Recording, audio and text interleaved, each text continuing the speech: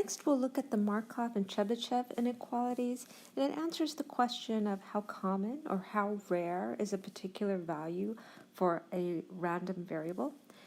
There is something we have for normal data, and we should look at that actually before we go to Chebyshev and Markov.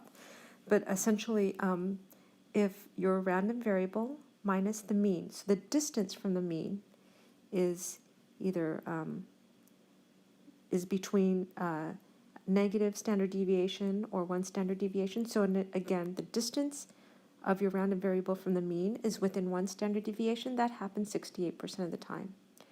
If the distance between your random variable x and the mean is between negative 2 standard deviations and positive standard deviations, again, the distance is within 2 standard deviations. That happens 95% of the time.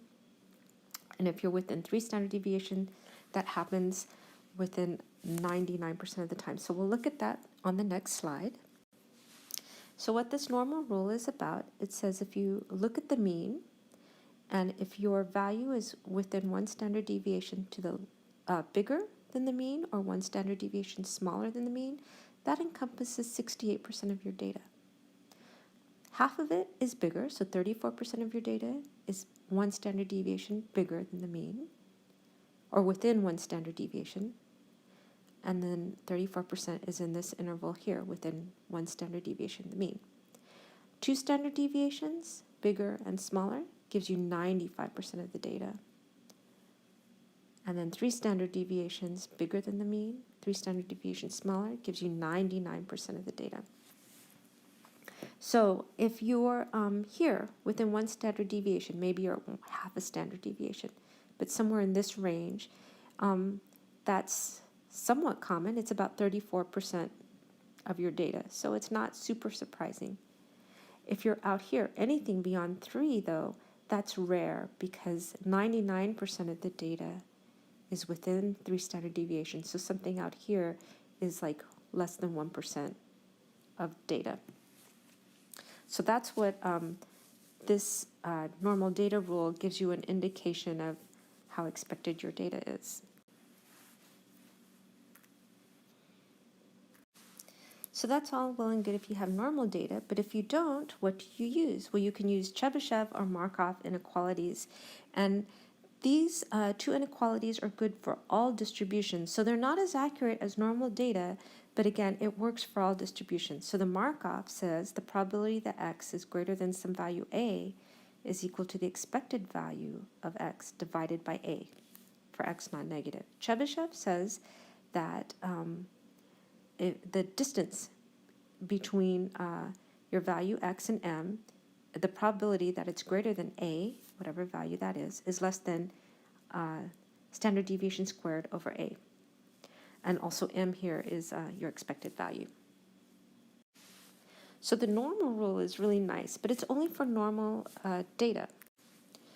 So an example is here. If you have the mean response time of the computer is 15 seconds, standard deviation is 3 seconds, estimate the probability the response is more than 5 seconds from the mean.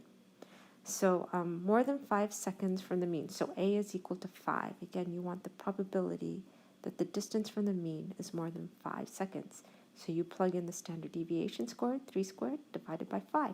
And that's the estimate of that the probability of your measurement x is more than 5 is going to be 9 over 5. So the next example, if x has a mean of m and variance of sigma squared, then a is equal to, if a is equal to some constant k times sigma, so in other words, a is some number of standard deviations away, we can use the Chebyshev inequality to see the probability that your distance from the mean is greater than or equal to some multiple of the standard deviation. It's going to be less than sigma squared over a squared. In this case, a squared is ko, or k sigma squared.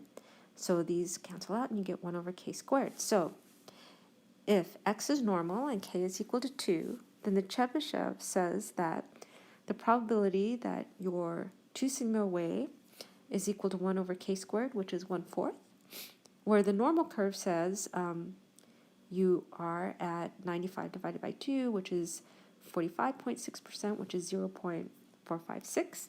And it's much different than Chebyshev, but again, Chebyshev is not as good at estimating, but Chebyshev has no information about the distribution. So those are the two things you would use, Markov and Chebyshev, if you're in a pinch and don't know anything about the distribution, but you do happen to know the mean and standard deviation.